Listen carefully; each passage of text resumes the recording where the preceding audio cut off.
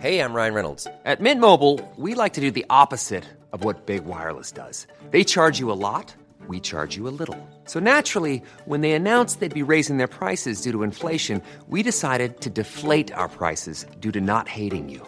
That's right. We're cutting the price of Mint Unlimited from $30 a month to just $15 a month. Give it a try at mintmobile.com/switch. New activation and upfront payment for 3-month plan required. Taxes and fees extra. Additional restrictions apply. See mintmobile.com for full terms.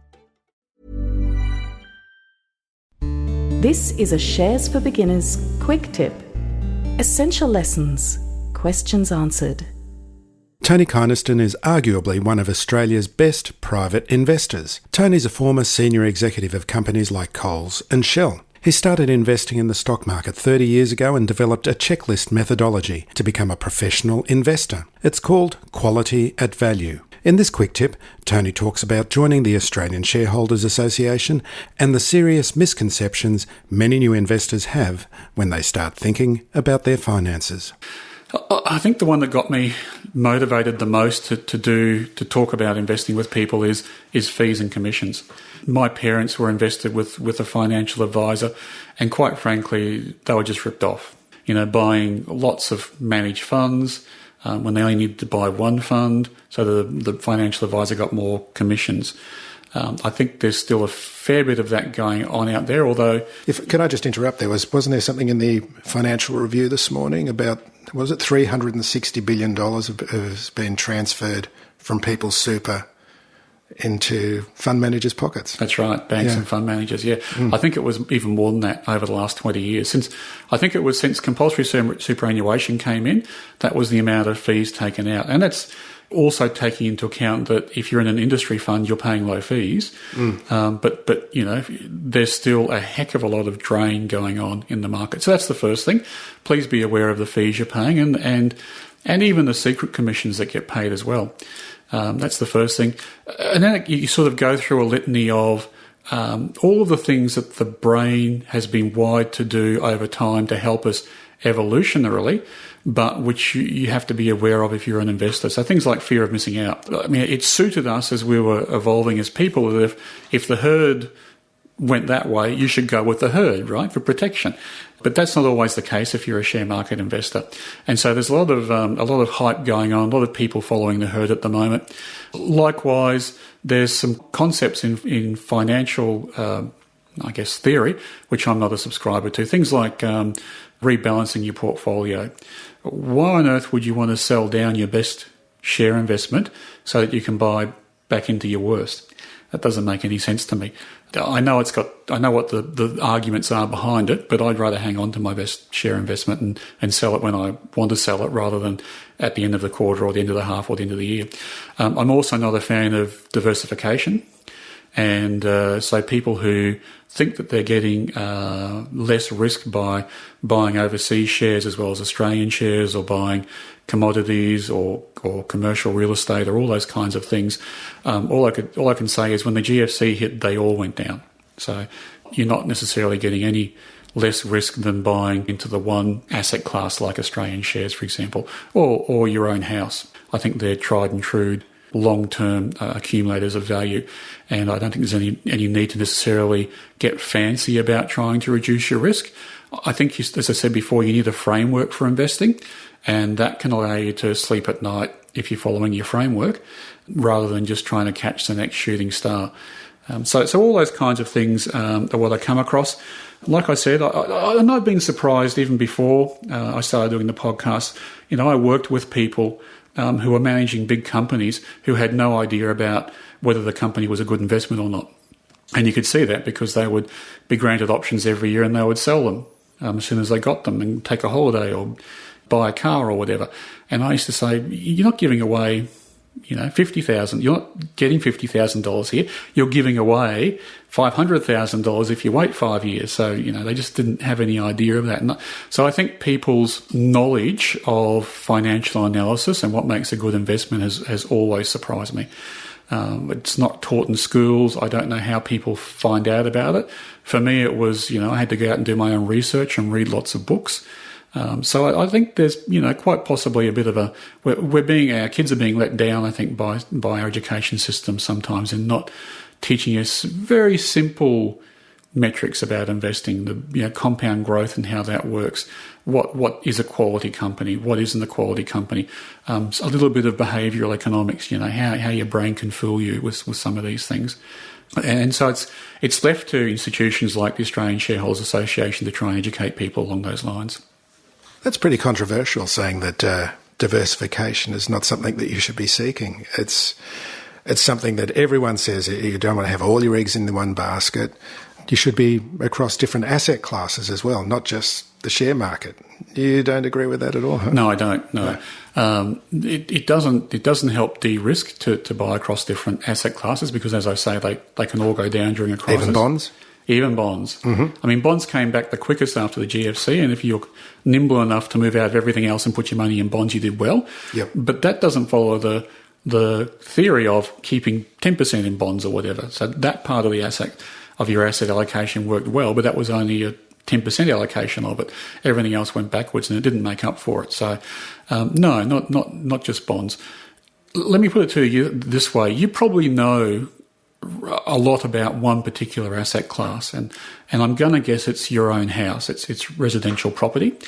There might be something else you know a lot about because of the industries you've worked in the past, and if you stuck to investing in those industries, you'd probably do really well. Why would you want to go out and buy in an asset class you know nothing about? You don't know what the risks are in that asset class, whether it's commercial property or whether it's gold or whatever. To me, that doesn't de-risk your portfolio. It increases the risk in your portfolio. And Buffett said it this way. He said that concentration doesn't just concentrate your portfolio, it concentrates your mind. You have to think really hard about an investment if it's the only one you're going to make.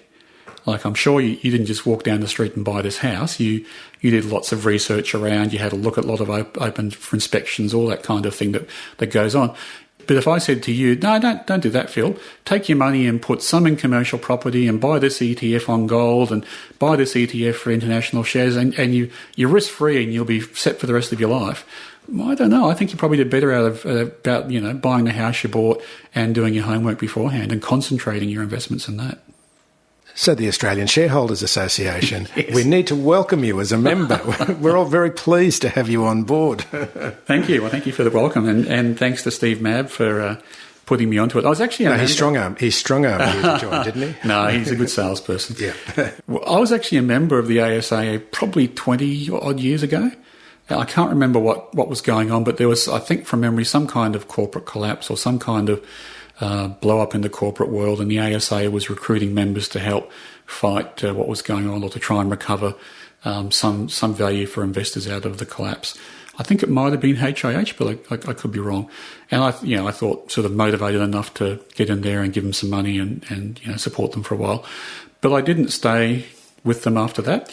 And I've been kind of pleasantly surprised now I've come back to it, because I think there's a lot of good educational work that's being done by the ASA now to try and help people understand what's out there in the market. And to me, the financial market is a bit like the medical market. If I go to my doctor and I say, I've got a sore throat, I'll probably get told I've got some kind of immunal monococcal disease that requires amoxicillin for 3 weeks, and when I ask how I got it, they'll say it's idiopathic, which means I don't know. So there's a lot of, and I'm not trying to pick on the medical profession, they do a good job, but there's a lot of jargon that distances the expert from the end user. And the same thing goes on with the financial world. So I think education is really important. So people can start to think about where they want to concentrate their time and effort with their investments. So I think that's great. I think from what Steve's been saying, the sort of focus on going and monitoring AGMs and boards is really good too. From the small handful of chair people I know of listed ASX companies, they do, I mean, it's probably just a trap of doing the easiest thing, but they do tend to focus on the large institutional investors. If they have a big decision to make, they'll canvass them. And in some cases, that doesn't even make up half of the shareholder base. And so the retail shareholder goes along for the ride, even if they don't agree with that decision. So I think if the ASA can become a strong, I'm going to call it influencer. An interesting point. I have a friend who runs a tech company, and I started sending him some research from some of the people I follow in that space. Not that I'm a tech investor, but I do subscribe to different things. And he was like, wow, this is really good analysis. And I said, well, this person's probably got a couple of thousand people listening to what they say, and there's a large number of those are your investors. It's like, oh, I didn't realise that. So, I think there's a lot of influences out there to the smaller shareholders, which boards could do well to listen closer to. And I think that the ASA can be one of those influences.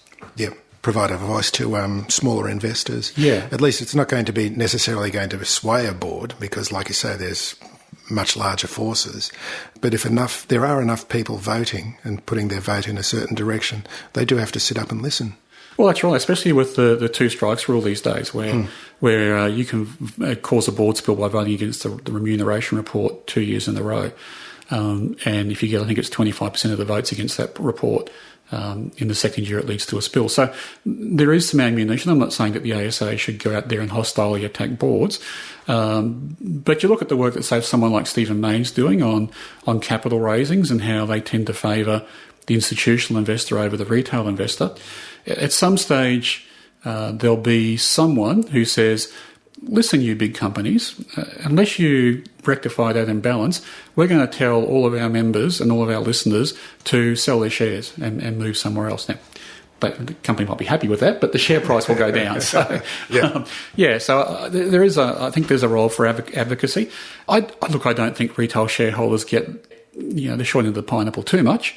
So I think the boards do a pretty good job generally, but from time to time there'll be problems, and it's good to have a bit of muscle when you go in and try and rectify those problems. I'm a bit old school.